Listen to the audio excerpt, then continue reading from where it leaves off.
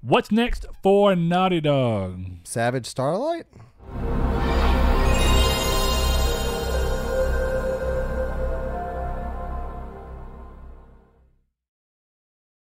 Yes. Hello and welcome to Triangle Squared, a PlayStation podcast. I'm your host, Brett Beck, and alongside me, Mr. Saul Bridges, bringing y'all lucky episode 73. Closer 73. and closer to episode 100. Oh man, Saul, didn't me and you have some discussions about an episode 75 thing that we totally didn't come back to? We need to dig back and through our memories. Was it what I think it is, like making us? I don't honestly remember, but it was like I think making us a video game of ourselves or something. Oh no, yeah, there was that. But also about something we talked about, like episode 70, like we hinted at because we were talking about it pre-show and we never went back to. Oh it. yeah, the big old maybe giveaway thing. Y'all should stay tuned for next episode. Okay, well we'll have to talk about that. I'm glad we thought about that because I'd forgotten entirely about Similar that. to what we did with 25, right? For Hellblade, or not Hellblade, Nier, something? and then the Thermos that That was like episode 10, man. Was it really? We were ballsing in at the 10 episodes. We sure were. Oh man, easier times, simpler times. Way simpler. We had an ugly, hideous intro that I do not enjoy at all anymore. But Saul, we are Triangle Square to Places podcast. If this is your first time joining us, we're a little closer than we usually are to the camera. You can find us on YouTube in video format every Monday at 10 a.m., 12 p.m., 10 a.m. PST, 12 p.m. CST. Yep. On video, like we said, video format on YouTube. If you like what we're doing there, consider giving us a subscribe. Hit the little bell. It'll tell you when our episodes drop every Monday, bare minimum with this show, and then we do extra stuff like our stream that we did on Twitch and then re-upload it onto here, our bonus episodes that we do, and then Saul's occasional Let's Play series that he rolls through here and there. Saul Plays. You can also find us on iTunes, and I've resubmitted for Spotify and then all other, besides Spotify currently, but we're hoping to change that. Anyway, all other podcast services. If you listen to us on iTunes, consider giving us a review. Lets us know how we're doing. Gets our numbers up there. Helps people find us a little easier. And, of course, we just like the feedback. Let's see. You can find us on Patreon, where we have a tier where we make custom cases, and we've done probably about good 25 to 27, somewhere in that ballpark of them. Saul's joining me in that, so he's working on his first to be revealed. You guys will probably shortly. See it Wednesday if all goes well. I know that like last episode I said Friday, but the place we get it printed at had some problems. But Saul's a liar. No, I also said I'll say Brett has it. Actually, I kind of want that. I kind of want to frame it, just be like, for whatever reason, this is the very first printout, and it came out like this. I don't have it actually because I didn't want to pay for it. How much did that cost, anyways? Like to pay for that? I mean, like normally, $4? yeah, they're not even that, man. Oh wow, it's cheap. But anyway. So, yeah, Saul's getting into that. If you want to find us on Patreon, we have a $1 tier just to support us and get a cool Discord color name and a name at the end of all of our videos, which we've started doing moving forward. So, thank you to all of our patrons. The $3 and $5 tiers also get those benefits, some different Discord colored names depending on which tier you're in. And, of course, the ability to be entered for a chance to win one of the custom cases. If you are the winner and are selected, then you will be contacted and you can choose what of the cases we've already designed you would like. We will get it printed out, cut out, assembled, and sent to you. With that being said, Saul, I didn't mention Twitter. You can find us on Twitter. Oh, yeah. Triangle SQRD. That's our main thing that we do, but we also have our relatively newly minted Facebook that we are still trying to get into the remembering. I use it, Saul doesn't, so I'm trying to be the one who remembers to include it in here. I do frequent use Twitter. it. I've made a concerted effort to be on Facebook more and to try and contact and reach out to people on there more. But that said, Saul, what have you been playing this week, and what are you excited for that's already come out that you haven't played? Because I have a sad few of those. Yeah, dude. So I played Death's Gambit when it came out. That's a fantastic game. Had some performance issues here and there with crashing and such. So did you duck out? Fatal errors. I didn't really duck out, but I was going to play on a Saul plays around that game. And I still might after I beat it one time. But it's super interesting, and I was really wanting to do it all in one day and beat the game, and then upload every episode instead of once a week. Have like the next following 4 or 5 days of nothing but Saul plays every day to kind of get like a upload a day out. So you had plans to make that your next Saul plays, until I started playing and realized that I was getting a fatal crashing error very randomly. They said it was fixed. However, I went to go create a new character, and then it happened again just the other night. So I guess I'm still kind of waiting on a patch to kind of really dig my teeth into that. Okay. But I did play a lot of Dead Cells, as you guys saw our stream on Wednesday. And other than that, I still get my like weekly 2 or 3 games of Rainbow Six in just for fun. Same goes with Rocket League. And I have Divinity Original Sin Enhanced Edition, the very first one. I bought that in the PSN sale for $10 yesterday, and it's downloading to my PS4 as I speak. So I'm going to get home and play that for a little bit, and then probably lay down tonight in bed a little early because I have to wake up super early in the morning and play Dead Cells on my Switch. But that's about it. What about you? Literally have only played Dead Cells. Every day, it's a good game. Every like that. second that I can play a game, it's like it just pervades my thoughts. I can't get away from it. Wait till you get a Switch. So ridiculously good. I don't even need a Switch. I mean, I would probably be screwing around and trying to play it at work. So it's probably good that I don't have it because it's like almost an addiction at this point. Literally, I come home and I'm like, I really want to play Dead Cells, and I have to force myself to do the other things I need to do first and then do it. So we got pretty far in the stream, right? Yeah. I got after the stream after that same night. I pushed through and or was it? No, it was last night. Oh yeah, okay. So it was last night that I pushed through crazy, and I got all the way to what I think may be the last boss. So I was definitely wrong on my 4 estimate. I think that there's more. I can't say for sure though. I have now fought 4 bosses for sure though. And with that being said, I have not beat the Hand of the King. So it's crazy. Just to give you a little bit of an idea of just how much different it is from all the other boss fights. There's the conjunctivitis or whatever his name is. It's not conjunctivitis. It's something really close to that. Oh, okay. Conjunctivitis or something like that. But anyway, so he does kind of have a thing where he spawns like ads, but they're really not ads. They're like part of him to an extent. Right. Or I don't know if they're part of him. But anyway, they seem like they're more intrinsic to the fight. Well, when you fight this dude, there are platforms that appear and disappear, and he spawns like legit ads and elites in the middle of his boss fight. It was crazy, and I was like, yeah, I'm totally prepared for this. I'm good. I made it all the way through the throne room. Found a bunch of extra stuff. I was like, okay, cool. I'm doing really well. I've got upgraded to my 4 potions where I can use 4. I went through all that, and I fought him. I got him down to like a little under half health, and he just demolished me. Yeah, it felt like fighting the concierge for the first time when you have no clue what's going on, and you're just kind of like, wait, what? I remember that fight. I still haven't gotten past him on Switch. Like, I keep getting the worst runs on Switch where I'm not getting anything. I got a weird run where I didn't have any traps on one of the subsequent playthroughs after I died from the Hand of the King, and it put me in a position where I was not able to find any traps or powers, so I had no L2R2s.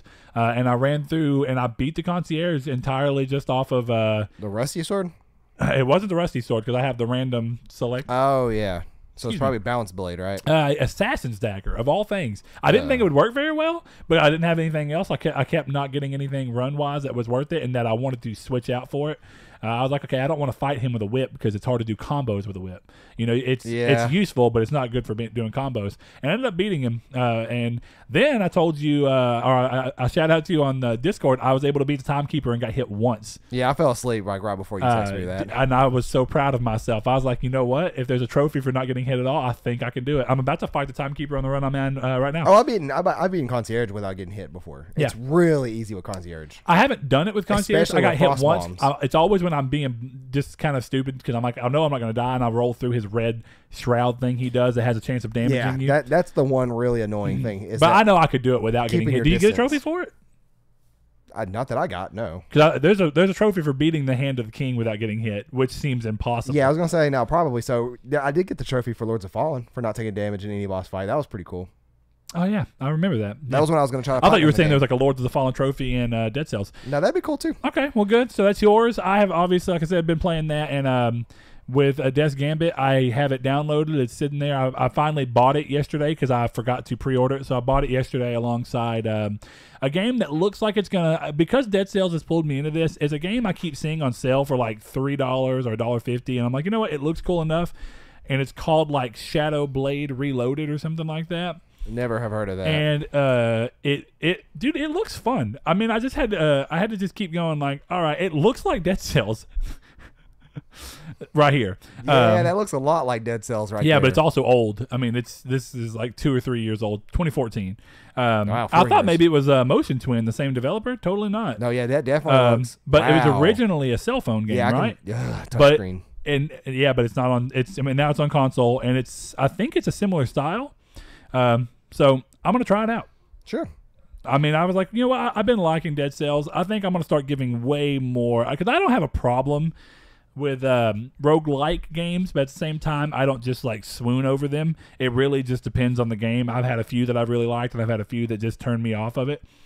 Dead Cells has just completely addicted me, and I think it's because it has just enough of a sense of progress tied in with that where I can get just a little bit further on this run. It keeps it addictive, and it keeps you wanting to replay and replay to get different outcomes. Yeah, so I have plans to play that, and I still have Chasm that I bought on launch day and have not played yet. I keep hearing mixed things about Chasm, but I'm trying to go in with as open a mind as possible because I did enjoy like the first 20-something minutes when I played at PSX, so I have intentions to go into that and hopefully still enjoy it. I do think that Dead Cells being as good as it has is going to somewhat limit my experience around that, but yeah, we'll see.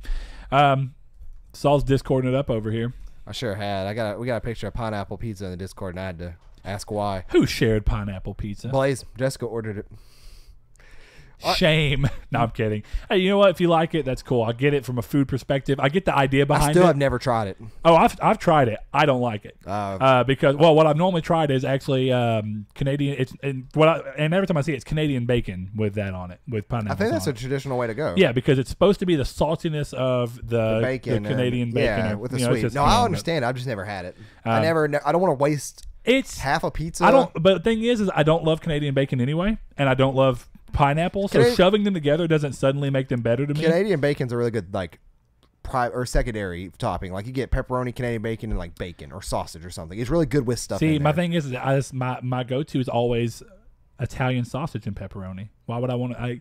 Because I have the problem of getting locked into more meat, needs more filling. Yeah, I mean, I don't know.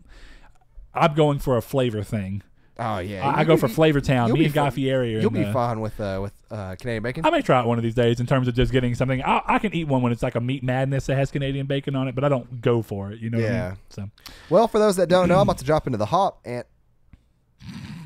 Did you do it on accident? No, I did not do that on accident. We're about to hop into the drop. Dang it! Wait, so you did it? You did it on accident? No. Oh, yes, I did it on accident. Like I literally rolled off the tongue that way. So drop to the hop you have rubbed off on Saul. Yeah, you have. But we're gonna hop into the drop. For those that don't know, this is this week's weekly PlayStation releases across all platforms and PSN. And we'll get started with All Star Fruit Racing for PS4, available in stores and in stores and physically, in stores and digitally. We have Brawl Out for PS4. Looks kind of an interesting game. We have F1 2018 for PS4 out in stores and digitally, available on the 24th. We have Fall of Light for PS4. Guacamelee 2, sadly only coming digitally. And only the PS4, those bastards. And only the PS4, no Vita here. I'm mad and I'm not mad, only because of who they are. If it was any other studio, it wouldn't have bothered me so much. Or if it was a new title. The fact that Guacamelee 2 looks just like Guacamelee, maybe a little bit of refined, but I mean, graphically, the game has not tried to just like diversify itself. My thing is I don't understand why it couldn't have run on Vita, and they know they have a fan base there. Yep. That said, I'm not going to harp on them too much. I still love them, and that game is amazing. I already bought it. I pre-ordered it. Trying to do the pre-order on games I know I'm going to get, again, to save money. I need to go pre-order Spider-Man because it sounds like it's going to be hard to get a pre-order soon, as much as they're selling. I guess, yeah. I mean, it seems reasonable for a game like that. I'll probably go tomorrow. We have Little Dragon's Cafe for PS4 out digitally and in stores on 8/24. We have Out of the Box for PS4 on 8/22. You remember that show? That was a crunk show, boy. I do not remember that. You remember Out of the Box where they had like a little box thing that was like tiny outside? It was like a black dude with dreads, and he's like, "Come on, hop in." Nope. And they go in, and like the inside looks like a cardboard box as your exterior walls, but it's huge. That must have came after my time. I think it was a Nickelodeon show. We have I fused up Pizza and Titan together. We have Pizza Titan Ultra for PS4, Slime Rancher for PS4, Socketeer for PS4, Spectrum for PS4, Track Lab for PSVR, and Warhammer 40,000 Inquisitor Martyr for PS4. Out 8/23. Those names are always so damn long. It is, and they're odd to me. No Vita games this week. None at all. Yeah, those days are going, sadly. But Brett, why don't you hop into the weekly news? All for this past week. Ooh, yeah. So I'm not gonna lie to you guys. I've been so addicted to to Dead Cells that I just got around to doing news like 2 hours ago, so I may have missed something, but I tried my best to scour. There's a couple of things I've obviously seen, but we're going to start off with some Gamescom announcements of games that will be there playable. So Sekiro Shadows Die Twice will have a playable demo at Gamescom, so it's likely we'll be seeing more of the game from there, even if not officially from Gamescom's conferences. We'll see it from people who are playing it on the show floor. Next thing up is also Devil May Cry 5 will be having a Gamescom demo as well, with the game's director confirming the completion of the first playable demo for the game just in time for the show. That was on Twitter. You gotta love Twitter is just a new access for information. Toys for Bob and Activision announced that the delay of Spyro Reignited Trilogy from September 27th to November 13th. I'm curious if this was done in an effort because of the backlash they saw online to get the games under the disc. Well, the common theory right now is or what's going on. Is that the game, the or second... because too much shit's coming out. Well, I was going to say, it's the common theory is... Blaze is going to make me sick. The common theory is that the second and third game have a lot of problems, and that's why they weren't going to be on the disc. And... now they have to fix their problems are even worse than what they thought. Now, what do you mean? Like they were going to have problems, so they weren't going to be on the disc because they weren't ready? Right. They weren't ready. So that's why there was going to be a physical version of them separately, because they could get it all on the disc at the same time. I could see that. So that's what the common theory is. How that's true? If that's true, I have no idea. They saw enough backlash, so they were like, "Yeah, it's not worth trying to push forward. Let's just delay it." That's probably smart if that is the situation. We probably won't know that. They won't come out and say that necessarily, which is unfortunate because I feel like if that's the situation. But I guess they feel like maybe they can hide behind the excuse of there's also too much stuff coming out, so the game could use more work and it would give it a better window, which is probably true. Spyro is so big, though, that you assume it would have done well on its own because of the nostalgia pool. And right. It's like, it's not going to fight Spider-Man that much. People who are going to buy Spider-Man are going to buy Spider-Man, but people are going to buy Spyro. It's weird that they're both kind of like two nostalgic classics in a weird way. Technically, both Insomniac games. I never thought of that. That is interesting. But, yeah, that is interesting how that works out. Racing game fans will be excited for 2 new accessories. This is for you, Ryan. I saw you posting about it. That Thrustmaster has announced the TSS Handbrake Plus. Lets console players finally use a handbrake in games that will support it. And the new racing clamp that lets users attach the handbrake and shifter modules for the racing wheels more easily to desk and tables without the need for a cockpit. That's pretty cool. I need to look into a cockpit so I can attach my Logitech, because I've got the Logitech, what is it, G29? I imagine, going off the name, a cockpit is really, really big, and is it a seat? Yeah, there's different ones though. Some of them are like a seat that has a metal frame that can like telescope out and in. Oh man, that sounds huge. That sounds like you couldn't fit it in here with everything. No, else. I could buy ideas, but once I finally get everything clear over here, to just have it in there and slide it over there, and then you pull it out, and basically the setup is that the seat comes out, and then from the metal you can extend it out, and there's a platform for the for the pedals to go onto that will basically elongate out, and then you can put it on there, and then from there you can pull up where the steering wheel attaches to. It's all metal. How much does one of those cost? Like $200 to $300. They're not cheap.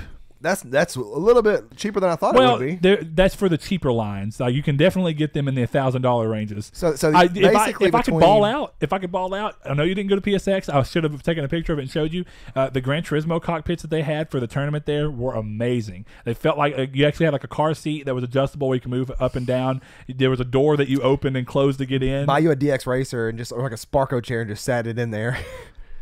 You could. That's what I'm saying. Yeah. There's no way. I mean, it just comes down to having the right setup, because normally I use this table when I pull my steering wheel out, but it's not comfortable because it's definitely not.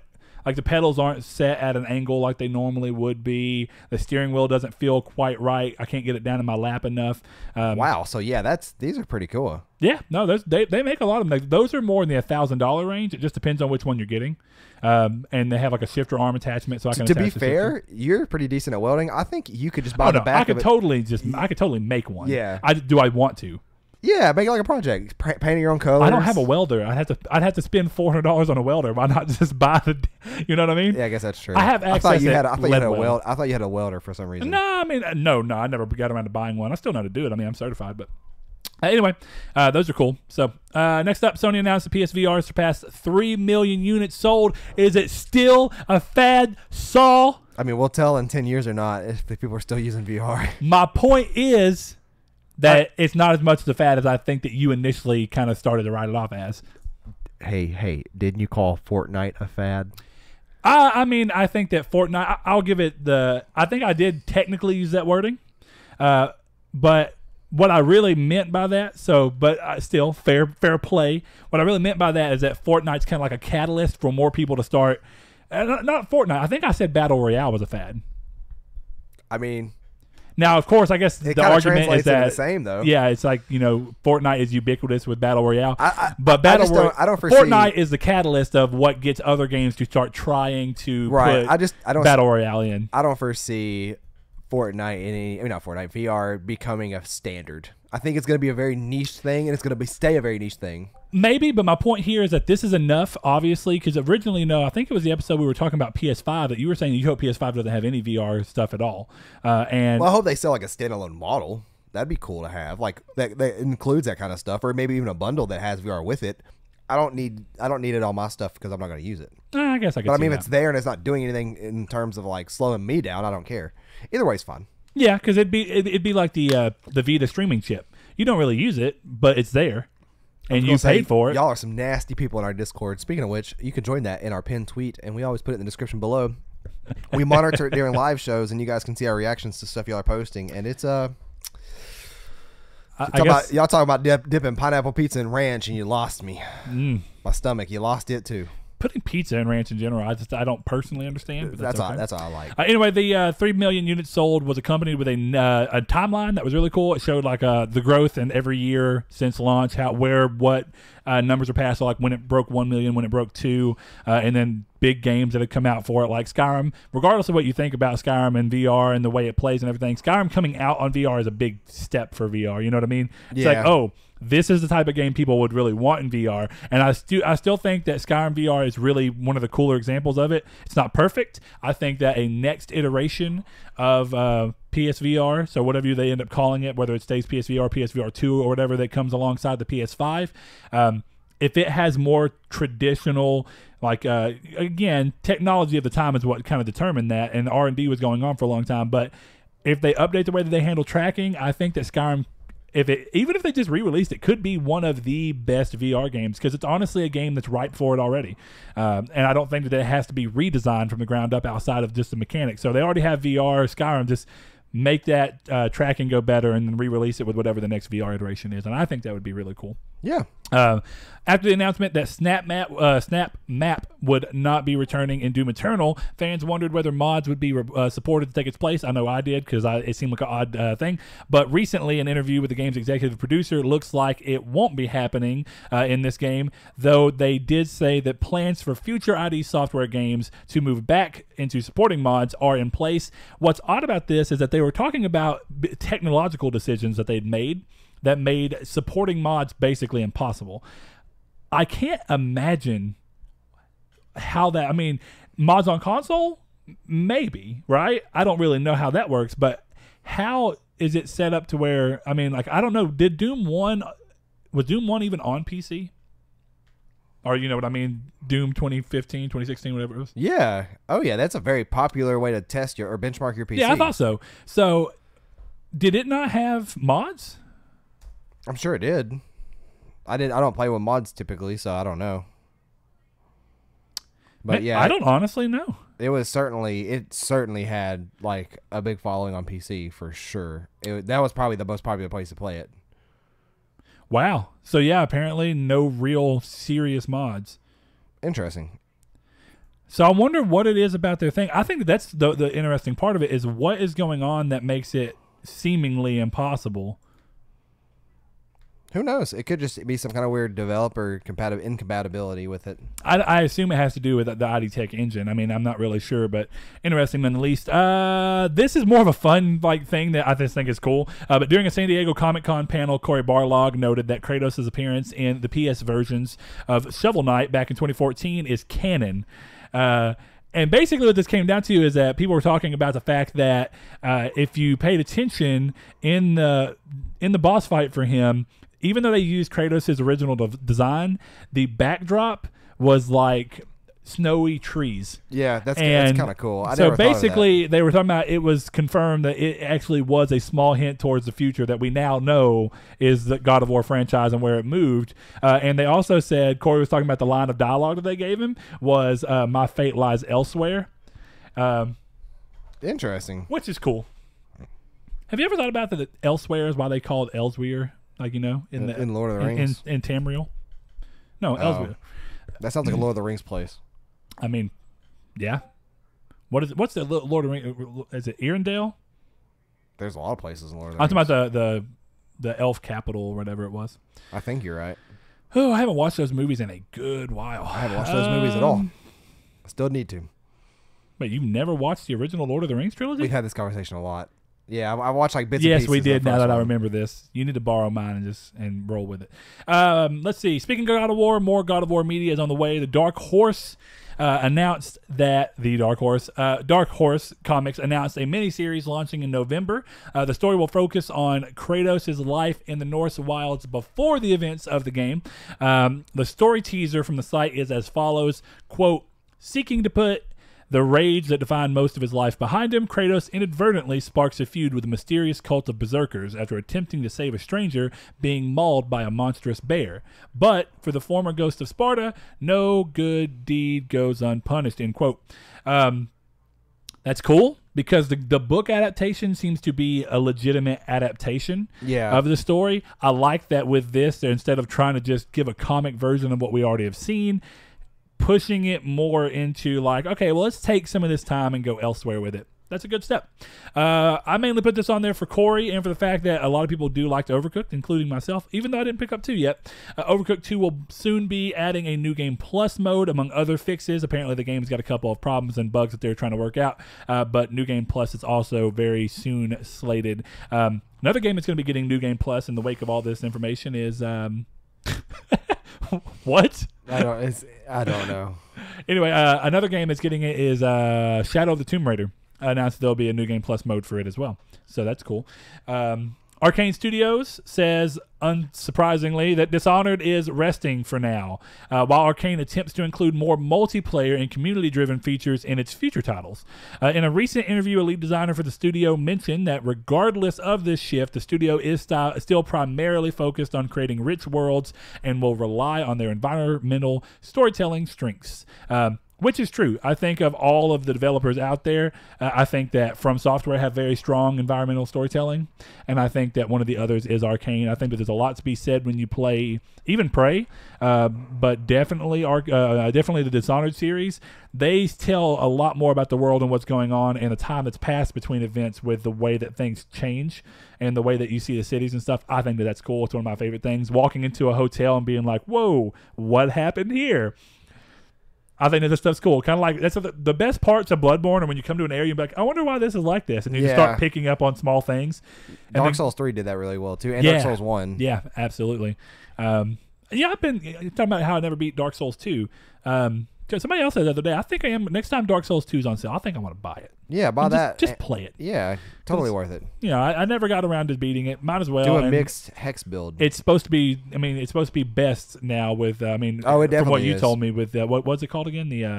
The Scholar of the First Sin. Scholar of the First Sin, it's 1080p, 60 frames. I don't think I've ever seen a dip. One, in it frames. changed all the different graphics, design like elements that people didn't like. They kind of changed them back to a more traditional Dark Souls style. Kind of, sort of, in some parts. Yeah. So. It looks good. Interesting. It plays good. Back at E3, Don't Nod revealed Twin Mirror coming from Bandai Namco, and they have recently said that they will be revealing the first gameplay for the game on August 21st, which is Tuesday. So that's the day after this goes live. I'm excited to see what that is. I thought Vampire was great. And I think that, ultimately speaking, it was good enough to make me interested in this because that's kind of what we were going off of. When we saw E3, Vampire wasn't out yet. I was kind of like, okay, let's see what happens with Vampire. That'll tell me how much I need to be invested in Twin Mirror. Speaking of Don't Nod, though, did you ever get around to Captain Spirit? No, I didn't. I totally didn't either. I'm going to. It's free, right? Yeah, it's free. I'm going to. Did you ever... Now, speaking of Vampire, because I know you briefly touched upon that, did you hear about the Netflix series? Or not Netflix series, but the adaptation. They want to make it into it might be Netflix, actually. They want to make it into a TV series. No, but that'd be awesome. Yeah, the game had a really cool world. It suffered from a problem that a lot of games do in that area, where games that try and do this multiple interactions with characters suffers a little bit in the dialogue department. Oh, it's a Fox series. So that probably means it's going to get 3 episodes that all air at 10 p.m. They're going to close it down. Fox is like one of the I can't worst. trust Fox because Fox shut down Arrested Development. You know what I mean? Oh, they did, didn't they? Yeah. After 3 fantastic seasons. But that's okay. That's actually one of the reasons I respect Netflix, bringing it back. Yeah, that's interesting. I didn't see that, but I think it is ripe for TV. But I also think it's ripe for another game, actually, as crazy as that may sound. And apparently the game sold enough to be considered a success. Well, you could also up the budget and make it like a AAA title next time around and like maybe expand it a little bit. I don't know if you'll get that from Focus Home Interactive, and they are the ones who own that IP. I don't think that would happen. But maybe. I can't think of the last time I saw Focus Home put out a AAA quality game. You know what I mean? Right. I don't think they've ever done that. And I don't think this would have been the one that... maybe. I'm trying to think of all their games. Which one has garnered enough attention for them to go like, next one we're going to double down? I think Vampire. I think that's probably their biggest example because they put out a lot of games that were just like THQ Nordic. You know? They put out a lot of games that are like... I'm hoping Biomutant has a very decidedly AAA feel, even though I know it's going to be a AA game. But I hope it gets enough attention that if it ever gets a sequel, it gets a really good treatment too.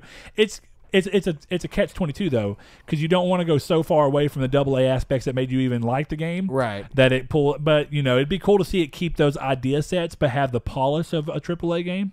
Or at least very close. Yeah, that makes sense. And I think Vampire, like once that game goes on a deeper sale, I'm not gonna say deep, but like a deeper sale than what it's 44 right now. Yeah, I would pay probably $29 for that. I game. would say that if it's a game you don't know about, $40 and under or $30 and under would be a good time just to try it out if it interests you at all. $30 and under is my go-to for physical, or $40 and under is my go-to for physical. $30 and under is go-to for digital. That way, physical you get the added value of being able to trade it in for probably $10. So, which is actually going to bring me to a point in one of our read questions too. Okay, cool. Last thing up, Square Enix have finally announced more on The Quiet Man. If you remember, that was the very the brawl. What was it called? The bouncer looking. I haven't played the bouncer forever. Anyway, the very bouncer looking game. A lot of people thought that's what it was, but it was announced during E3. So that was the one that had the live action sequence with the kid going through the alley. So now we know more about it. They've said that it will be a 3-hour cinematic driven live action / third person brawler experience that will have seamless transitions between live action and gameplay. We'll see. The story will take place in a single night, with players taking on the role of Dane. That's who apparently we saw in the trailer. Most of the game's world will be inaudible, playing into the fact that the character is deaf, as we kind of already were able to see, and will have you piecing together clues based on other characters' actions instead of their words. They revealed more characters from the game, as well as spoke on the game having no HUD. Having no HUD in a game like that is like required. You know what I mean? Yeah. So definitely what we needed to That's what Dead to hear. Space did so well. Absolutely. Well, and it was weird because it technically had a HUD, but it was integrated in a way that was like, okay, but it's real. Like it would be if you were in this world, this is what it is. Yeah. But it's a very clever way of handling it. I think another game that's a good example of a game that really would have suffered by having a traditional HUD is Hellblade.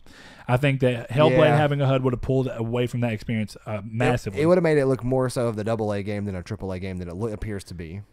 You know, and Hellblade's a really good example of if Vampire could try and do some of the techniques that Ninja Theory were aiming for with trying to get going AAA in certain areas like character model design and stuff like that, and then finding ways to make the environments look really good despite the fact that it's technically, an indie game. Right, and the budget is somewhat small. Which was interesting. Yeah, they talked about the assets for like the caves and stuff. They just did like 2 or 3 assets and just found ways to manipulate them and flip them around and stuff. Yeah, it was really cool. I loved watching the development diary on that. If you haven't played the game, play it. Headphones. And then, play it with headphones and then go watch that. It was really cool. And if you have played the game, go watch it if you haven't, just because it's interesting seeing the way they were able to pull some of these things off, like facial capturing and stuff. Yeah. They had to make their own facial capture rigs to fit their budget. So, very interesting things to see. That is the last of the news, though, Saul. So you want to hop into reader mail? Sure thing. For those that don't know, we ask questions on Wednesdays and Fridays on our Twitter and Facebook, and we want to hear from you guys and ask us questions that we answer on the air. We take 3 from Twitter, 1 from Facebook, and we throw the rest into our Reader Mail question vaults that releases the first Friday of every month, and it's a combination of all of the Reader Mail questions we don't get to. So anytime you ask us a question, they never get left out except El Chabib. I am sorry. This topic is going to be dedicated to you. We haven't confirmed if we forgot his question. I'm 99% sure we did. We were in a rush, and they were in our DMs, and I apologize, El Chabib. We mentioned that on the stream the other day, but I want to give you a more more upfront apology. But following the recent question he asked last week, Richard Rivero comes out of the. Oh man, I almost had a joke, but I don't want to give too much away. Richard Rivero says, "What are your guys' favorite PlayStation 3 memories?" Now, I've talked about mine briefly in the past. Because yours are limited, like in a very odd sense. Somewhat, right? yeah. Yours are, I say limited, yours are compacted into a very solid. I gotta tell you about this after the episode, but Okay. yeah. But you had a very short window of when you did yours, right? Because you had like a couple of No, not really. Because don't forget, Seth owned a PlayStation 3 that I played. Back, I know, back when. and you played with us, but it wasn't the same. Right. It's not the same necessarily as it. owning one, Right? And that's gonna kind of go to like 4 months into having my PS3. I got wisdom teeth pulled, and I couldn't really do much. And I was off work for like 4 days because of it, maybe 3 days. And set up and played Dark Souls 2 all day, and that was really fun. It was a really fun experience trying to really dive deep into the very first Dark Souls game that I played.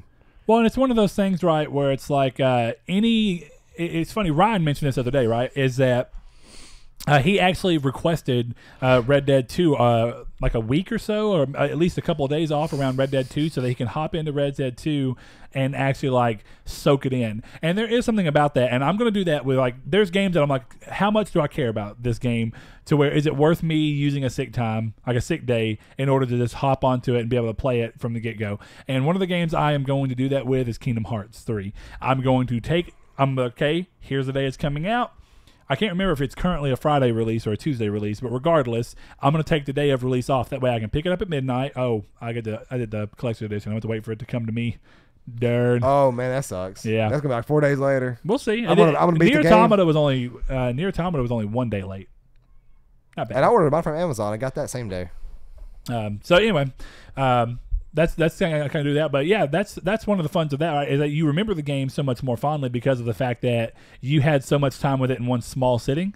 So favorite PS3 memories are all weirdly tied into other people and things going on like that. So there are obviously games that just stand out above the rest, but I think if I'm going to go with my fondest ones, I'm going to go with I want to say 3 technically, but not really. So when my room was in the room right across from here, Kyrie's now her room now, whenever I was living with my grandfather as a teenager, me, Blaze, and Jonathan were in there playing Little Big Planet 2. Yeah, I remember you talking about this before. Dude, it's so fun. I think I've talked about it on the podcast before. That's what I mean, yeah. Yeah, and we have other ones in there, but we were playing Little Big Planet 2. We got to the point where you can play some of the side games that happen in different areas, like of the story's worlds, basically, the areas that you go through. And there's a basketball mini game where you roll through, and it's very simple setup. There's a goal. There's only one goal. There's bounce pads, and the ball basically goes. If you push it in, it scores. So what is so funny? It's like, when you're sleepy and like you think of something in your head and you just laugh at it for no reason. That's what I'm going through right now. Man. I apologize to viewers. But yeah, you're all playing the basketball on it and stuff. Yeah, so we were playing basketball, and it was the way the basketball minute game worked was that basically there's a ball that comes down as a spongy material. Everybody can grab it, and they can grab each other and try and get each other off of it, and whoever was last to touch it when it goes into the thing. Makes me like Gang Beast or something. Kind of. I mean, dude, it was very reminiscent of the feeling you get from a game like Gang Beast, right? Where it's like it's everybody slapping each other and trying to beat each other the ball. We were having a blast. We were playing online. We were with these two, like we just got into a lobby with different guys and we were playing and we were having fun with them. And we were just like, we had our headset, so we were laughing at each other and doing stuff. Literally probably like 5 or 6 hours. Yeah. Of like fun. Only that. And we were just constantly playing it, cycling through who we were having on because I only had 2 controllers. And then another great one is when DC Universe Online came out. Me and Blaze were super hyped up for that. And me and Blaze, it was cold as hell. I think it was a January and it was snowing. And for some reason, it snowed bad enough here. And this is like 2011, probably 2011. 2011, it actually snowed really bad here. Yeah, for a exactly. while. And I think that we got off work because of it. So we literally tried. We were supposed to go to work. We didn't. So Blaze just came over here with his PlayStation. We were in my bedroom, and we just both hooked it up and just played DC Universe in the freezing cold. This house had no heater. I didn't have a heater in my room. We're just cold, wrapped up in blankets, just over here.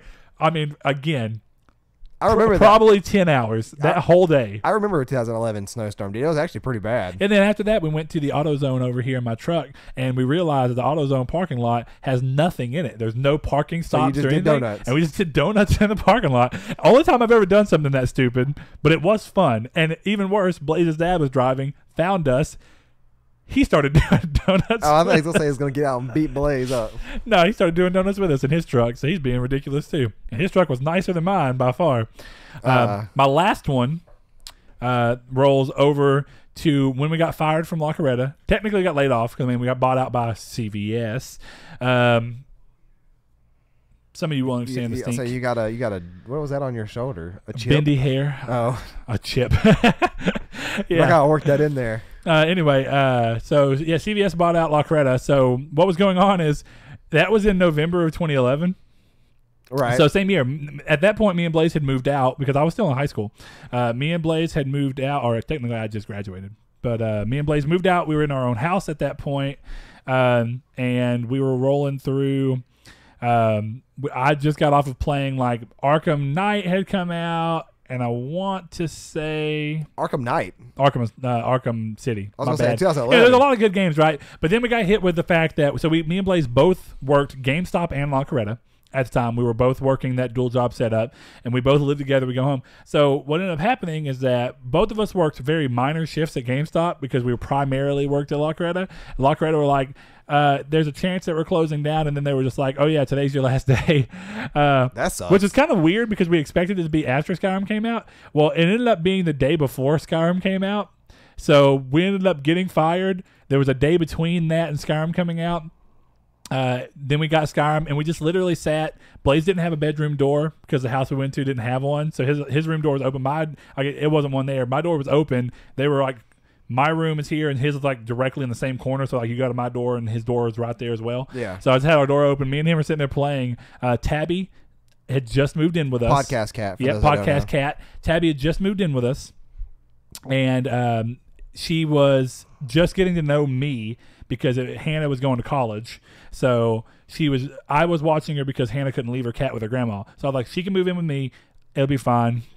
So we were doing that. Tabby was like coming in between me and Blaze in the freezing cold again. The house had no heat. Me and Blaze I'm on this crappy like futon. It's funny how like these things that really are seared into your memory. Oh yeah. And Tabby came up to me for the first time, got on my chest, and finally started kneading me for the first time. It was like a week of her being there. Making biscuits. And so she was finally being cool with me. I think she was just trying to warm up because it was cold. But me and Blaze were just yelling to each other. And no joke, me and Blaze both, I think, the first entire week of that game being out, I think Blaze put like 70-something, almost 80, and I put 119 hours. Dude, I don't doubt it. The first time I played Skyrim, I think I've told it before, is that like I worked at like a shoe store in the mall that's heavily centered around skateboarding and stuff. I'm sure you guys will know what that is. And I don't know you care. I'm over here just blurting out company names, and you're like, I worked for Journeys, I mean, I didn't care. I just thought it was funny. But I worked for Journeys, and like I was part-timer, and I got like 20 hours a week. And I remember my paycheck I bought my groceries and stuff, and I was like, man, do I want to hang out with friends? Because I have like I have like $68 left. Do I want to hang out with friends and like go out and eat like at McDonald's and stuff with them a couple of nights this week, or do I want to buy Skyrim? And I picked Skyrim.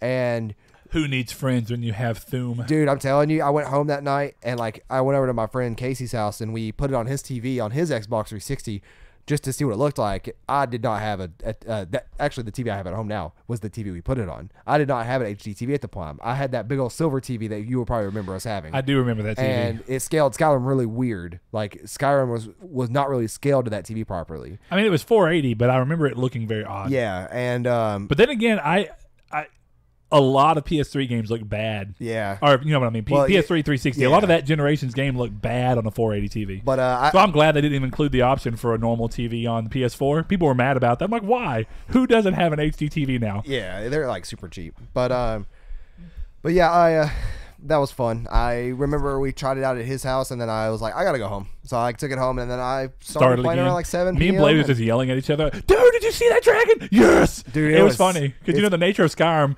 we shouldn't have been doing the same thing, but somehow we were taking similar routes. Right. It was funny. It ended up being similar.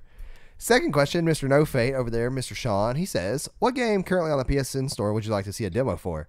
He said, "I'm thinking of games that currently don't have a demo. What game has piqued your interest, but you just need to play a demo to be sure?" That is a good question.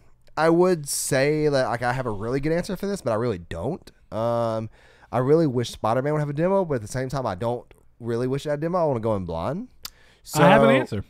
Is it Spider-Man? No. Oh. I'm fine with Spider-Man. Or is it Divinity too? It's Divinity. Yeah. And that's honestly, it's just even Divinity 1. I wouldn't care if it was either. That's because Divinity 1's on sale for $10, like Saul said. Everything about that game speaks to me except for the combat system. If you go into it thinking that it is literally D&D, and I can tell that's what it is. Like, what I don't like is that the weird, it's like freedom, but at the lack of, I use the word freedom, and I mean, I guess this is technically what freedom is, but freedom at the lack of structure, at the expense of structure. No, not and really. The way I'll explain to you why I feel that way. Because I watched gameplay. I watched Jonathan and Dylan play it whenever they were temporarily living with me, and I was watching them play. I was like, okay, this is kind of cool. I like that. It's co-op. Right. Couch or online. That's cool. But the combat was all the things. So I really, really watched it last night and did like a couple of different things. Like I was like, I want to see what a boss fight looks like with it. I want to see what normal fighting looks like great with on it. The second one. And I'm like, okay, this is interesting. I was like, all right. The more I watched it, I was like, okay, action points. This is totally like the idea of most tabletop games like D&D or HeroClix, stuff like that, where you have an ability to move so many ways. Yeah. But when you really think about it, even with D&D, depending on how you play, unless you're doing it, some people do it completely in your mind. Some people do it with tiles and stuff, but there's normally some kind of a structure you've given yourself of what a step really truly means. And that game doesn't really have that. It's like, okay, well, click wherever you want. We're just going to tell you wherever this is at. We're going to kind of average out how many action points it takes to move here and to attack here and what your reach truly is from here and here. It's like, I don't know. I almost wish the game was on a grid system. Well, it's not really. But I'm trying not to, like, I'm not chastising the game or criticizing the game as much as I am thinking that the game is just not set up in a way that I think will be fun for me personally. Well, but I want to try it. It's hard because sometimes things don't look good, but they feel good. Well, it's hard because your action points are based off your skills and stuff, so it's going to be inconsistent. And different people make. I know that. I know that. It's similar to. It's like you're controlling your own D&D. Did Divinity 1 tell you how many action points you're about to spend when you moved? Yep. Oh, okay. At first, it made it sound like it did. And I'm like, that's going to be a problem. No. They had it there, but it would just average it. It's just weird to me. Whereas if it was a grid, then I feel like I'd be like, okay, I can move 9 squares. I'll know what that is. Yeah, that's one of those things that in my mind is like. But it looks. You can play it in your. It looks good not having. You can play it in your mind of how it's going to work out. Like if I was playing D&D, I'd be like, okay, I'm going to sneak over here. I'm going to hide behind that, or I'm going to sneak over right. I'm going to move closer to that wall. And Blaze gave that example, and that's a good idea of how you can technically pull something to tension and sneak someone else around and stuff like that. I get it, but I think you could do that with a grid too. Is all I'm getting at. I don't. But the grid is just a weird visual thing that I think would make me feel more comfortable in terms of knowing my limitations. Right. Whereas graphically and art decision wise, it looks way better not having a grid. Like, because the game's pretty for what it is. So, I think that I don't think a grid would hurt anything.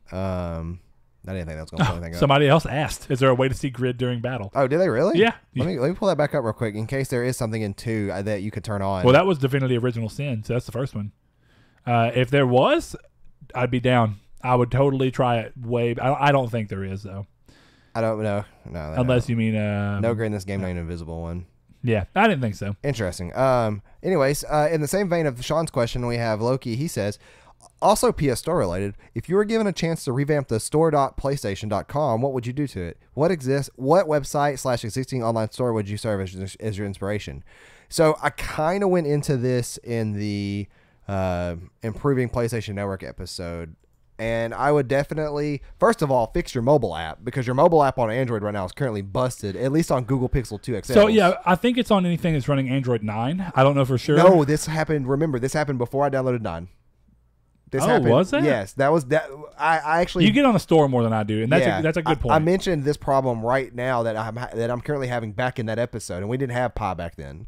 So there's a massive problem where if you pull up the store, you have to go. It loads the full website store and browser. it's the mobile website. Yeah, and I don't like it. terrible. And apparently, though, and I don't know how true this is. One of the guys from PS Best Friends were saying that. Oh no, it wasn't PS. It wasn't them. Wasn't it Ryan? It was someone else. No, Ryan mentioned that his phone doesn't have it, but someone else mentioned that it was done in an attempt that they said it would be a smoother user I'm pretty sure experience. Jeff said that. No, Jeff was saying something else, but either way, it doesn't matter. Somebody mentioned that Sony apparently, said that it was due to trying to make the experience better. I don't consider that to be better. No, it's not better. It's not smoother. It's not more enjoyable to look at. The phone, while it was not perfect on the app, was probably my favorite experience for the PlayStation Store, and that's kind of primarily because of the fact that the PlayStation Store is a mess depending on what you're doing it on. I don't really like it on the console. I had to use it on the console yesterday because I don't want to do it on the phone either, to get Desk Gambit and whatnot. But the keyboard setup is awful. We've talked about that plenty of times. I don't revisit that. I think that it's a little bit. I get that it's good looking, but I'm a form over function kind of guy. So what me and Jeff were talking about was actually that he was saying that like he's never thought. Like at the time, his statement was that he's been saying it since PSN came out that the store needs to be functional. And I said, well, actually, there was a point in time right before the PS3 did the update where it changed it to looking like what the PS4 kind of has going now. They're very similar.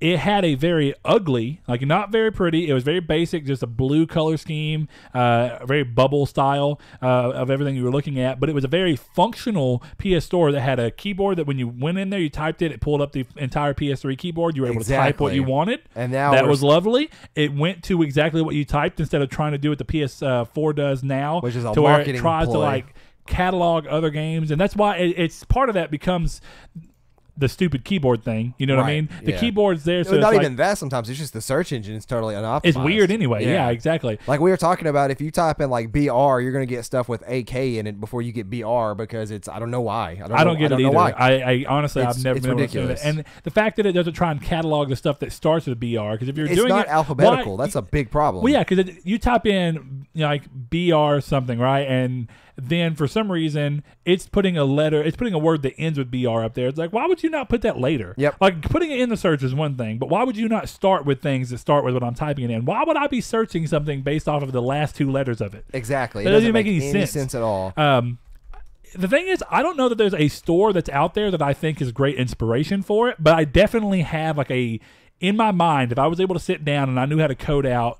an app or whatever it is, if I was able to like, okay, here's what it is. I think the first thing is that, the phone does need to be easy to do it because people are going to buy things on their phone when they're at work. They see something's on sale. They go, oh, I'm not at home, but let me check these sales real quick. I'm going to grab these games. I do that. That's about the only time I get on the store. And it's normally from the phone. Well, like I was slipping on my shoes to come over here, and I'm like, crap, I bought Divinity, but I did not download it yet. So like I was literally putting on my shoes, and I had to go to the stupid mobile store or whatever on the app that doesn't work right. See, and what happened there? Because didn't you used to have the ability to say download to your console? You can still do it now. You just have to click on your icon, go to download list, and find it. Oh my Lord, that's way worse. Whereas before you'd buy it and it'd say download the console. It does not pop up anymore. Oh my Lord, that's why I don't understand why they made this move. I hope they go back, I was hoping that it was because of some kind of weird thing where they're trying to update it and do a new one, and this is like an interim. And it may be that, I don't know, but this is awful. If so, I do not like that at all. It does not work well. It does not perform well. It's a mess. So definitely, that's pretty much my complaints or my problems. I would go. It's weird, but I mean, at some point, you have to not care about what it looks like as long as it functions well. And I mean, there should, with a company of Sony's size and PlayStation's relevance to the industry, and the fact that PlayStation's keeping Sony alive and has made them profitable again, they have the money and the resources realistically to make sure that they paid somebody with good design language to come in and make these things as useful as possible, and still look good.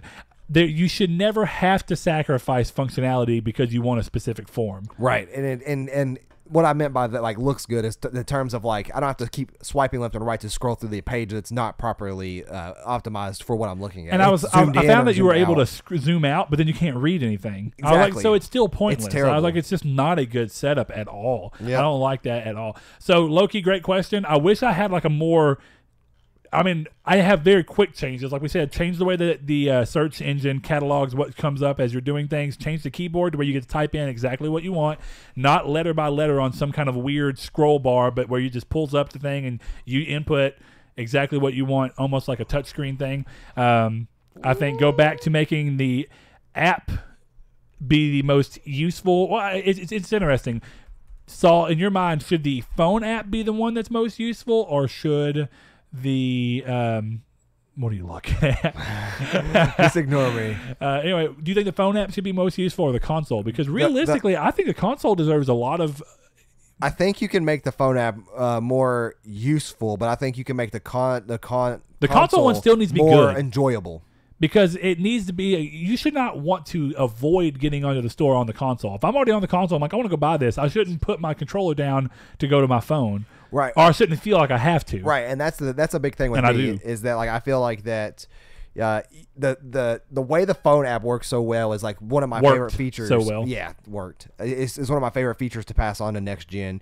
And I think that the console version, if it was to improve on the lag it has, if it was to improve on the search engine it has, and then the keyboard, but keep the aesthetic and keep the looks it has, it'd be perfectly fine. And then just redo the phone thing and we'll be back on the right track. But that's a lot to go through. Yeah. So thank you once again, Loki. Brett, you want to handle our Facebook question for the last question? Last question comes from Facebook from Mr. Corey Crash, and he says, with the announcement of Diablo 3 officially coming to the Switch, who do you think is better at beating a dead horse, Bethesda or Blizzard? Me and Brett actually had a conversation talking about this question before we started, and Brett had thought that they had come out the same amount of times, but then we realized that Bethesda still won by just one, and that was because Skyrim has VR. Unless we're just really forgetting Diablo on something. But no, dude, I'm telling you, it's been on phones. It came out twice on last gen, twice on this gen, and that's it, right? Yeah. So Skyrim came out on PC twice last gen, twice this gen, VR. And we're not even talking about Skyrim Alexa, which Corey mentioned in here. That's true. So see, technically it's a joke, but it is really playable. Not on our phones. I wish it was. That is a good point. I don't know. It's amazing that they've been able to pull this off so many times. I think that in the biggest scheme of things, I mean, it's obviously Bethesda. The joke's been going on them for a long time, and I think they have a big history of it. I'm honestly surprised we've not. But Skyrim is the game that did it for them. You know, I'm almost surprised they haven't tried eating up the Skyrim love and be like, we're re-releasing Oblivion, and we're, you know, dude, they need to do that. I think Oblivion could stand just as a HD remaster.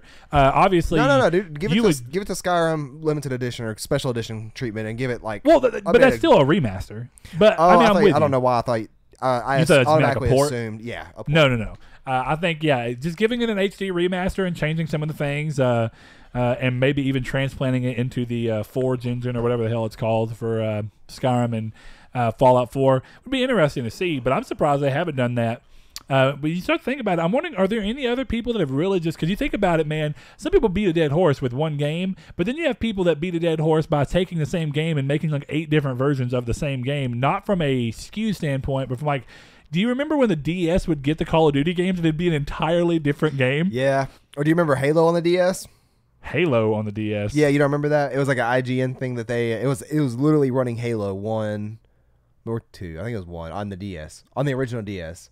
You don't remember that? It came out on either IGN or GameSpot, and people thought it was fake, but it was real. But so it wasn't an official, but it was able to be played? I think it was official. Microsoft let them put Halo on Nintendo. And this is really old, too, so I wonder if I can even find it, but I am pretty sure this is news to me. It'd be very easy. Oh, yeah, here we go, right here.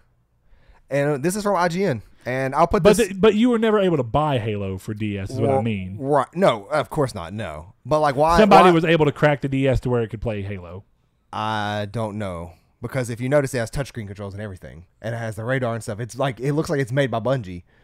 And I have it muted now. But I'm going to have to put this link in the description what for in this the world? video. Yeah, dude, it's nuts. And they're playing on Zanzibar. So that's the Halo 2. But yeah, this is an IGN video. So it's absolutely crazy. Okay. The GoldenEye with a Halo paint job. He said that's a GoldenEye with a Halo paint job. Kind of makes sense. Man, that's wild. I didn't know that. But anyway, what I mean is that there's plenty of developers who've pushed through just, we're gonna milk this game for as much as it's worth. We're going to release Call of Duty Modern Warfare on the DS. What are you doing with that? Just trying to hype off that name. Which one's objectively worse? I would rather, Skyrim's a good game. I'd rather it be re-released over and over again than have Skyrim, still call it Elder Scrolls V Skyrim, but put it on the DS and it's not even the same game. Don't forget that Final Fantasy VII game came to mobile phones, and Oblivion did too, and they were completely different games. Was it called Oblivion? Or was it Elder Scrolls Travels? Because that was a separate. I'm pretty sure it was Oblivion on a flip phone. It was just called Elder Scrolls Oblivion? And it also could be... Because I think you're talking about what was it called? The NG... What was it called? No, it's a Elder Scrolls Oblivion mobile. But what was that phone called? The Neo Geo? I don't Something like that? so. But I remember seeing this in like an app store somewhere.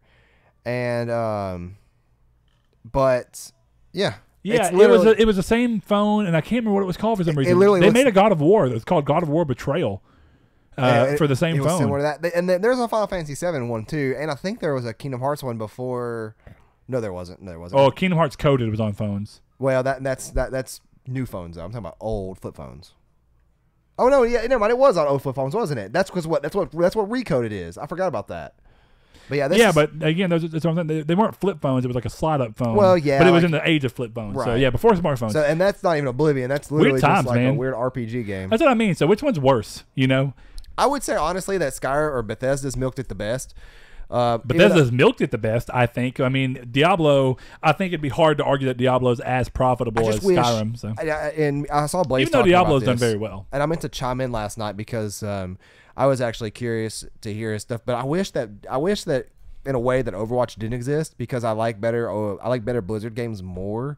And but Overwatch and Hearthstone have like overshadowed everything else. Yeah, exactly. I want a new StarCraft game and I want a new like competitive style Diablo game. Well, and StarCraft was surviving off expansions for a long time, but now it's not. I know, so people are talking about it's pretty much done. Yeah. So like, who knows the next time we'll see a new StarCraft? Right, and I'm hoping to see a new StarCraft. And it gets interesting because they've been making these same series for so long. People are like, well, they've done everything they can do in that genre. Obviously, they haven't because I would have thought that Diablo was all you could do with that genre until something else came out and pushed it even further, and then something else came out. But Diablo 3 did a lot. The crazy thing about RTS games is that there's so much stuff you could do with timing and mechanics in those games that you could make it fresh every time you reiterate it. If you there's that you can make the gameplay feel different and fresh instead of just iterated on, but at the same time, I mean, it's always going to feel iterated on. It's because you have a very basic genre. But Diablo 3 did a lot of things that were new, like in terms of like, okay, riffs. We're going to make riffs. Right. We're going to do all these. We're going to do. Like it was the first Diablo game to have seasons. Yeah, we're going to have seasons. We're going to roll through and have different things that go on for seasons and different. We're going to have a radiant, like we're going to have a quest storyline where we just keep coming up with quests for you, no matter what they are. They're just like they were where you could roll through adventure mode, and it was like, well, here's bounties. The bounties are random every time. The system just makes them up, and then you roll through them. And it's a fun way to just keep playing the game if you want to play them. The drop system, the way that they did it, and the way that they did the modifiers on enemies was incredibly fun. And I want more games to do that. Not even in that genre. I said that Destiny would have benefited massively by just having it to where any enemy could be any modifier. Like you just had a chance of an RNG of when an enemy spawns, it just goes bam. Okay, with this we're gonna do I'm trying to think of the basic Destiny enemies. What are they called? Like the Fallen? The Fallen. Okay, yeah. So you have like a Fallen dude, right? And he just runs at you. They're normally just like a one shot to the head and they're dead, right? But this dude's kind of crazy, right? Say they had the Diablo system behind it. Now he's a Fallen, but he's a legendary Fallen who's got this, and this modifier, and so he's much harder to kill, and he can summon these types of adds and this type of area of effect damage. It makes the gameplay more dynamic and fun feeling, and that's one of my favorite parts about Lord Saul. That's one of my favorite parts about Diablo 3, though. And I think that's Diablo doing that shows me that other games can do that. And I agree. And I wish, like, what my big problem is that these style of games, what happens is that they just update them and they stay competitive that way instead of re-releasing them. And I kind of wish they would re-release them. I mean, it's almost like certain of these games I would wish they were re-released instead of tied into games as a service. What do you mean re-release? Like they would, like I wish there was a StarCraft 3. Oh, you're saying instead of making a sequel, they keep giving a game legs. Well, I'm saying like, yeah, instead of making a sequel, and there are certain games that fit into games as a service. I wish they would have a sequel instead of games as a service. Yeah, games as a service makes sense, but you still need to eventually sequelize, right? Because there's only so much you can do. StarCraft 2 came out in what? Oh God, 2009, probably. I do a long time ago. It's interesting though. Or 2007? I know it came out when I was in high school. I'm pretty sure. 2010. I was going to say 10. Okay, so right after high school. I wouldn't have guessed. Man, I really thought I was in high school when that game came out. That's wild. 8 years and they haven't come out with another one. But you know, think about it. Diablo 3 to Diablo 2 to Diablo 3 was like 12 years, wasn't it? Something ridiculous. Yeah. and then God, man, the time we're gonna have between Halo 6 or Halo 5 and Halo Infinite. Halo is Infinite? long for Halo, but Yeah, it's not very necessarily long long. for Halo. But yeah, I feel. But Brent, why don't you go ahead and lead us into the topic with our good buddy El Chabib's question of the day. Mr. El Chabib asks, "Hey guys, with Naughty Dog putting Uncharted to rest, what will be their next tentpole in gaming? Could it be the rumored sci-fi game, Sci-fi and Naughty Dog? That sounds like a fantastic idea. What do you guys think? Kudos for the great podcasting. Thank you, El Chabib. You're always so kind." Thank you, man. I actually think this is a really interesting question, right? Because years ago, there were rumors that Naughty Dog was going to be doing some form of a sci-fi game. And a lot of people were speculating. If you remember in The Last of Us, if you were any kind of a collectible hunter, or you really should have at least seen one of them. I think one's given to you. I think one is given to you. But there's a comic book series that goes on that you can pick up and find different comics on. And they're not in depth. I mean, you can just kind of see them and see different covers and stuff. But it was called Savage Starlight. And a lot of people were like, okay, for them to have put this much time into making this art and these obviously the same two characters, it would make sense that whoever was thinking about that just to put it in as a collectible was like, you know what, let's expand on that idea, right? Kind of like you saw Detroit come from the tech demo, Kara, where it's like, okay, well, here's an idea. All we're doing here is trying to show you what we can do with our new technology. Right. And the Kara technology ended up leading to Beyond, but they liked it. People liked it so much, and the creator liked it so much that he was like, you know what? Why don't we just revisit it? Yeah. And I think that it would make sense for Naughty Dog to go, okay, what do we do next, right? We've already just completely... okay, Uncharted is like the pulp action, like here we are, this is what it is. They've done that. They've iterated on it every way you could think, and then I'm not gonna say every way you could think. I think that there's still Diablo games to come. I mean Diablo games. I still think there's Uncharted games to come. And it's interesting because, like, yeah, Naughty Dog's putting Uncharted to rest. I don't think Sony is. And I think that's obvious. Like we talked about the rumored new studio that Sony was putting up that looks geared to be working on a new Uncharted game. Right. Uncharted is a series ripe for more stories. I think it's a very fun series. They're grounded and very realistic. They push the technological envelope a lot. People like that. They like the characters, and the gameplay is fun enough that as long as you can keep coming up with relatively fun puzzles and try and do things that are new, you can continuously make Uncharted games every 2 to 3, maybe 4 years, and have great games that sell really well. And it makes sense that Sony would not want to drop a franchise what do you want to say? I guess as profitable as Uncharted. If they can still make money off of it, which they obviously can, then why not keep pushing on it? But where do they go next is an interesting question, because where have Naughty Dog been versus who is at Naughty Dog, and where are they going to go versus who is at Naughty Dog? So you think about where Naughty Dog started, right? Platforming games. They have Crash Bandicoot, Jack and Daxter, and even to an extent, there's a lot of platforming in Uncharted.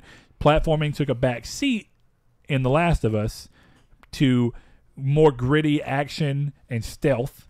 And then you saw that come back around to an extent in Uncharted, even though they still kept the platforming in Uncharted because it's part of the gameplay, part of the game's DNA. But this is a company that up until The Last of Us just had a huge background in knowing how platforming works. But the people that are at Naughty Dog today are far different than the people that were at Naughty Dog up through even the first Uncharted. And when you kind of start thinking about what that means for them, you like to think of a studio as a group of people that kind of stay there a long time. Naughty Dog is actually one of those studios because of the way that the work environment is there. It's almost like a chamber for people to come into. What do they call it whenever you put eggs in a under heat? An incubator? Incubator, thank you. It's like Naughty Dog is an incubator. Anyway, for talent to come in. Some talent does choose to stay, but a lot of people go there, do a lot of really, really heavy work, and they push themselves, and they finally come out with this thing. And then they use that to basically bolster their resume and go on and take that opportunity that was afforded to them by being there, and then go on and do what they want to do elsewhere, and probably be able to have a slightly more lax schedule that you're trying to hit, or have creative control over what you're doing exactly. And I think with that being said, it's hard to say that Naughty Dog is going to be a complete evolution of what they've done, since so much of Naughty Dog has changed since the beginning of the Uncharted series. Definitely moving forward now with like Evan Wells, I think, or who was it? It's not. Is it Evan Wells that left? I actually I don't really know that many people's names off the top of my head for what Naughty Dog. I know, of course, Neil. But you know, Evan Wells is the president. I'm sorry. It's the what is the dude's name? I know Christoph Billester moved, but who's the guy who was the? I don't know why I can't think of the name right now. He was the co-director on The Last of Us. How I can't remember his name is killing me. But that's okay. Bruce Stanley? Yes, Bruce Straley. Bruce Straley, yeah. Bruce Straley's left, and he was a big creative head there. Which and is they're moving new people up. Yeah. Neil came in with The Last of Us being his first real original project, even though he was a writer on the Uncharted series beforehand. But then he actually got creative control. Now, as you've seen, Naughty Dog and Sony particularly basically just moved him up into like the head of what Naughty Dog's doing, and he's very centered around that. So I guess the question comes from, what would you imagine that Bruce would want to do next? Because he's so into the idea, as we've talked about, of using games to tell stories that can help further things that he believes should be talked about. So, we use the word agenda, and that word can have a negative stigma on it. But at the same point, everything has an agenda. When people work on something, there's an agenda of what you're working in. So, a great example of that is people were talking about Mafia 3. Mafia 3 had the agenda of talking about racism in a very real way and trying to show racism through a game and trying to do it in a way that felt historically accurate. Right. So you can use an agenda in good ways. You can also use an agenda to be just too heavy-handed, and that's what we talk about. So I think it depends on, will Neil be the creative head behind the next game and the next move? You feel like he would. Yeah, I'm sure he would. Because he's done so well. The Last of Us was so big for Naughty Dog and for PlayStation. Boy. Anyway, The Last of Us was so big for Naughty Dog and PlayStation that, and Neil being the big driving factor behind that, and Neil becoming this voice for The Last of Us, and everybody knows him, and like people use that name now. People are like, oh, it's he's working on it. It's almost like they need him. But do you see him moving forward to sci-fi, and what stories would he be trying to tell? So I have in a sci-fi setting. I have what I want from Naughty Dog. I don't think they'll do this, but they should totally do a sci-fi third person, slow walking, similar to Last of Us. Nothing's like super fast like Uncharted. So not action heavy, but no, we're trying to think of the wording. Yeah, I was gonna say it's not action heavy, or it's action heavy, but it's not fast. Yeah. But it's weighty. I should say weighty. Yeah. Great word. But a sci-fi horror game, similar to Dead Space, but with a good cinematic style narrative and story that would match The Last of Us. So you've seen horror in The Last of Us, and you've seen how well he can convey horror in some certain parts of The Last of Us, like subway, or not subway, but there's that, like an uneasy feeling when you're running through areas. Well, no, I'm trying to think. The subway area. Is it the subway area that's like underwater? Yeah. And then there's a couple clickers where you have to sneak down. Yeah, that is the subway area. That area, last difficulty is ridiculous. But it's more the tension that the game creates. Right. But yeah, you are right. I get the that. design of the clickers and just anything in that game. They make a great horror enemy. Right. So imagine like sci-fi alien horror designs that they could come up with that would look sick. So basically Dead Space from Naughty Dog? Dead Space from Naughty Dog. Oh, that'd be so cool. It would. I'm waiting. I don't see it happening. I'm waiting on Dead Space from Miyazaki over there at From. That would be sick. What sounds weird about this is, okay, so do you remember what basically LucasArts were trying to do with Star Wars 2033? Yeah. I think it was that. Anyway, so when you think about what they were trying to do with that, they were basically trying to tell and even what Visceral was trying to do with their Star Wars game that got moved around, and it's probably going to be something different now. 1313. Thank you. 2033 is Metro. I don't know why the hell we were thinking about yeah, that's completely different. Star Wars 1313. So that was like the idea of trying to give you like a very character-driven, narrative-driven action game set in the Star Wars universe. So when you think about it, where I feel like makes the most sense for them to go is to keep the... I don't want to say keep the, right? I feel like you could take some of the tone of Uncharted, and move that into basically what would be the equivalent of what everyone would want from a Star Wars game. Or I say everyone. That's not fair. I'll say at that point you have like the Solo movie. Yeah, that's a good point. But I guess what I'm trying to say is that I think that we've already seen like echoes of or not echoes, but I think we've seen little bits of what I think would be a good Naughty Dog game in space. I think that Naughty Dog going sci-fi seems like a good area that they've not quite gone, because because Jack and Daxter I'd consider more like steampunk. I was gonna say steampunk is the best one. Now it's not exactly steampunk, but that's where I think it most closely aligns. Yeah, I'll say it's not. You can't really easily describe it better than that, I don't think. So if you think about where they move within, they can take, because even Jack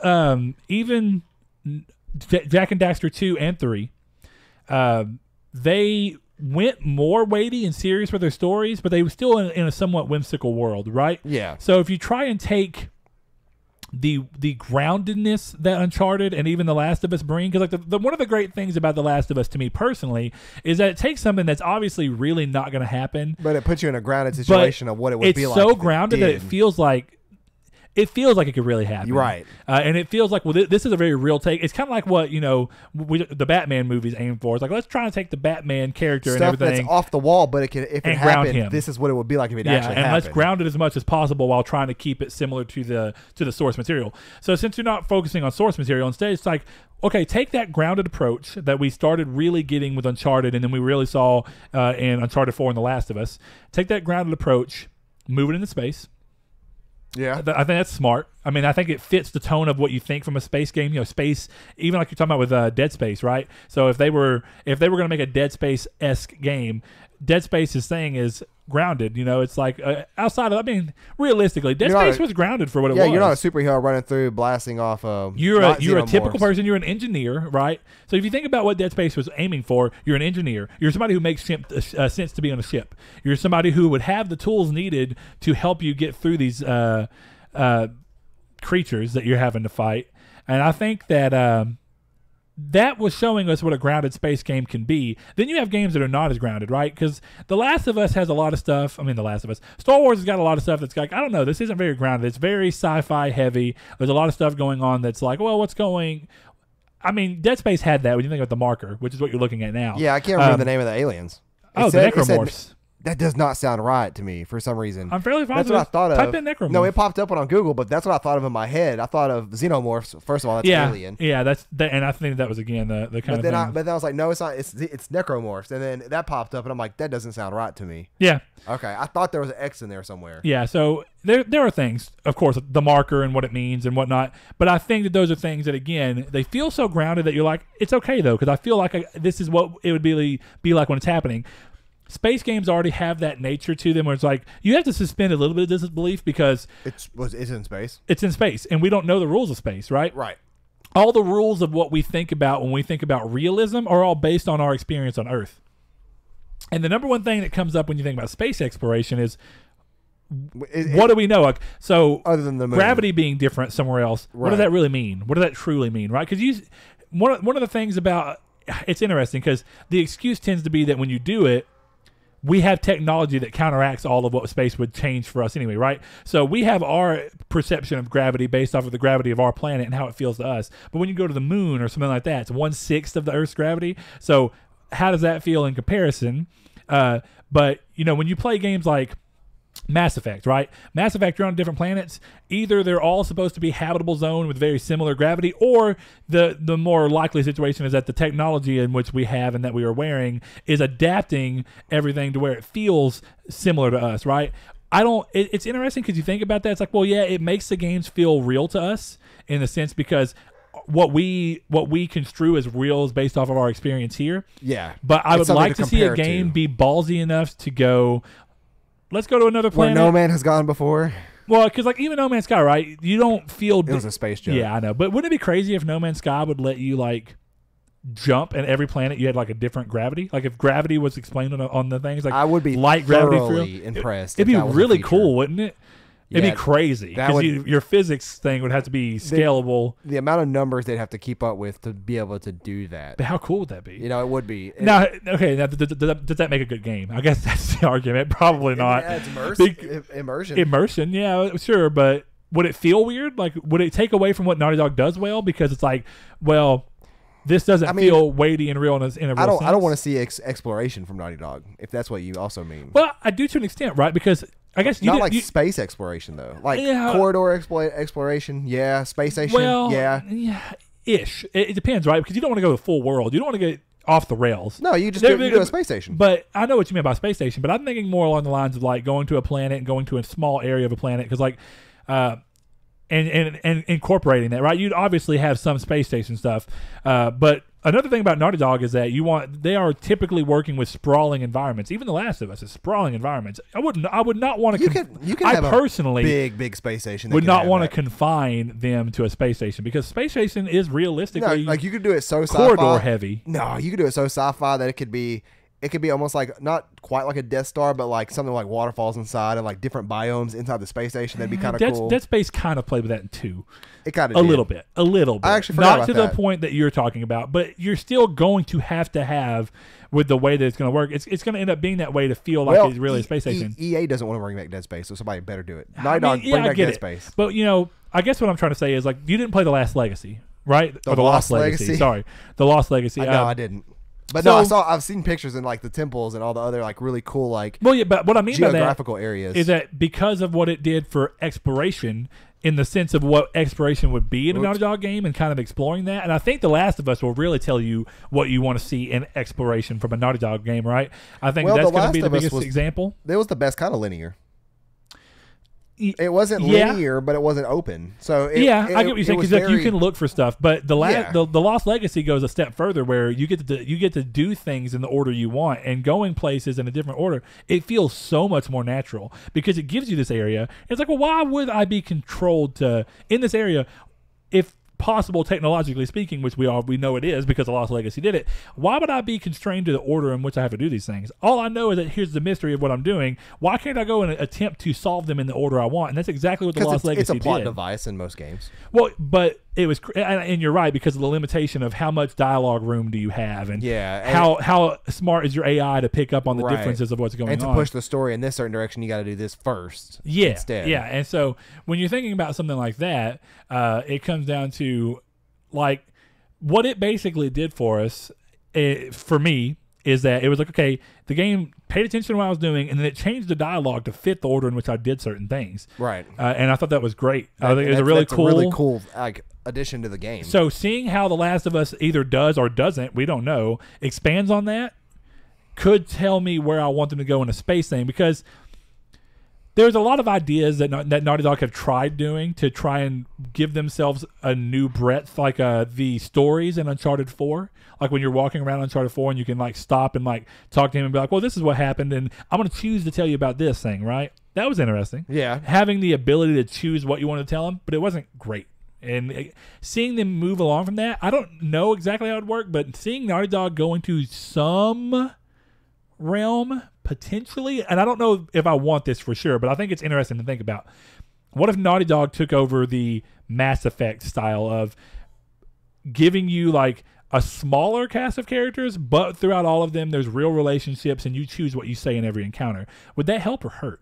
And I really don't know. It would hurt. Because you think Naughty Dog being the studio behind it leads you to believe that if it was all up to Naughty Dog's standard of quality, it could be really amazing. Right. Potentially, right? It could be what Mass Effect Andromeda should have been, but wasn't. Right. And you know that animation, from what we're seeing from The Last of Us 2, the animation would be gorgeous. You wouldn't have to worry about that. So basically, it'd be exactly what Mass Effect Andromeda was trying to promise to be, but on a slightly more scaled down personal level, and with the characters being fully detailed and having dialogue that feels right and that changes what you're doing. I guess I'm trying to think if is that what I want from Naughty Dog? Do I want to see Naughty Dog branch into branching narratives? Like, do I want to see them expand that direction or not? Because I obviously am a fan of the single player linear experience because of how pulling it can be, but Lost Legacy showed that it can still be pulling while giving you a sense of control. Yeah, and so to end the episode with this question, if a Naughty Dog, like let's just say there's a teaser and you're slowly traveling through space, stars and such are passing, and you come up upon a moon, and then the name of Savage Starlight pops up. How, on your hype levels, where would you be out of 10? Just seeing that. Similar to Elder Scrolls 6? Yeah. 6? Yeah. Elder Scrolls 5. Yeah, it's 6. Is the newest one Elder Scrolls 6? Yeah. Is it not Skyrim? Elder Scrolls 6? No. Okay. Elder Scrolls 5. I don't know why that 4 is Oblivion, 3 is Morrowind. Weird just saying it out loud. Okay, but yeah, like what would your hype levels be? 1 to 10. Okay, so Just off that. realistic hype, because you know how I am, a little different. We don't know much about it, but the prospect of what it is in my mind, like as soon as I saw it and thinking about what It's all like it an could instant be, 10, isn't it? probably. Yeah, that's what because, it is. like I say, Naughty Dog is synonymous with quality, which we're seeing that happen with more studios now. Like we saw that basically happen with Santa Monica. Which we already knew that Santa Monica had that for them, but they're on the same level of it now. They were technologically very impressive throughout the God of War thing, but a lot of people were very, very hard on the stories. So now that we see God of War have a what most people would consider to be a Naughty Dog level story, or even better, and you see them also go graphically above and beyond and have an AI companion that's great. They're up in this. They were already upper echelon, but now they're cemented in upper echelon, right? Yeah. Or at least in my mind, for a long time, it would take a big misstep to pull them out of that. You're seeing that happen with the Sucker Punch. I think Sucker Punch has shown that, even with the slight missteps that you saw with Second Son. I think for the most part, with how beautiful Second Son was and what it did all in the gameplay department, and now what we're seeing with Ghost of Tsushima, Sony is already synonymous with quality in a way that almost nobody else is. I think Nintendo, but not in the same grand scheme, because Nintendo is more of an iterational quality, and you know it's going to be good because they don't stray too far away from the core idea of what it's supposed to be, right? It's always going to be a new Mario, a new Zelda, a new Kirby. So you know it's going to be good because it's built upon a foundation you know of, but it's very rare they go new. Because some people were actually, I remember this, Nintendo's synonymous with quality as long as it's within a game series that you know. A lot of people were really kind of weird about Squid Game. What's it called? Splatoon. But then it cemented itself as a quality game for people that enjoy that. That's what I'm saying. And it got big. But Sony already being synonymous with quality that way, and then Naughty Dog being the head of what the synonymous with quality thing is, it's interesting to think that anything they do automatically gets a big level of hype behind it, and now that's true of Santa Monica too. I'm really bummed that Santa Monica's sci-fi game that they were working on, that I don't know if you saw that concept art. It was really cool, and it's just no longer. With that not being around, it's like I would have been excited for that too. But thinking about Sony going into space and doing it with a studio that has that breadth, like we're also seeing that happen with Guerrilla, so it's like Guerrilla Studios with Horizon. Horizon pulled them up to a new level of like they're. Oh, okay. I thought you meant space. I'm like, no, but they're a quality studio. So I think that any of the studios could go into it, but Naughty Dog still has the most goodwill towards them in terms of people know that if you see Naughty Dog attached, it's going to be a fantastic game for most people. Yeah. Now, of course, every studio has people that are like, nah, not for me, or nah, that wasn't good. I know plenty of people, definitely in the Discord, didn't like The Last of Us, but I think it's hard to argue that it wasn't a well-made game that had quality, even if it just wasn't for you, or if you didn't like certain things about it. So I still think that there's a level of, I think most people would be like, whoa, Naughty Dog, space, sci-fi, what? It'd be interesting, yeah. It would. I think it'd be hype. So I think, great question, LCB. I want to know what you think about the sci-fi thing, of course, but also everyone else. Do you think sci-fi is the next thing to go, or do you think that they go somewhere else? Do they stay grounded and on Earth? Do they try and go somewhere in the past, or because they've always been kind of present day? It could be like a plot twist thing, like where you think they're on some hidden planet somewhere out in the middle of the solar system, and then at the end it's like, oh yeah, this is Earth. Yeah, it's been done 100 times. It's been done 100 times, but if you do it right, it's still impressive. No, I would see that coming Planet a of the mile Apes. away. It's been Planet of the Apes. Well, did After Earth do that too? I They ended think up so. being on Earth. That movie. That movie. Yeah, I don't know. That's a really interesting question, LTB, and I'm going to keep thinking about it. It's something that's really hard to answer off the top of your head, but I do think that the idea of sci-fi and Naughty Dog is great. I think that Naughty Dog will obviously continue to be a big studio for Sony, and that anything that they do next is going to be widely received well. Honestly, I mean, it's just going to happen.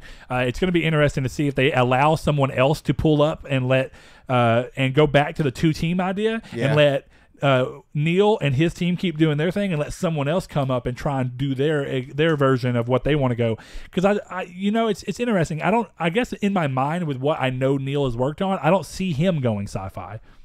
It would be interesting. But I see Naughty Dog going sci-fi. Yeah. It'd be even crazier if the guy who came up with the Savage Starlight idea, like whoever the hell he was, if he gets pulled up to be the director because he's like, but no, I've fleshed it out. This is his idea, yeah. That would be cool. And this is his story. That would be. Because, behind that, that you have the studio being like, okay, well, here's the idea. Great. But we want it to be quality. So we're going to push for it to be what it needs to be. So, yeah, let us know what you think about Naughty Dog's next game. Should it be sci-fi? Should it be something else? Will they go two teams? What do you think? Let us know. And until next time, this has been Triangle Squared. Saul, want to add anything else? Thank you, guys. Thank you. And thank you, Patreons.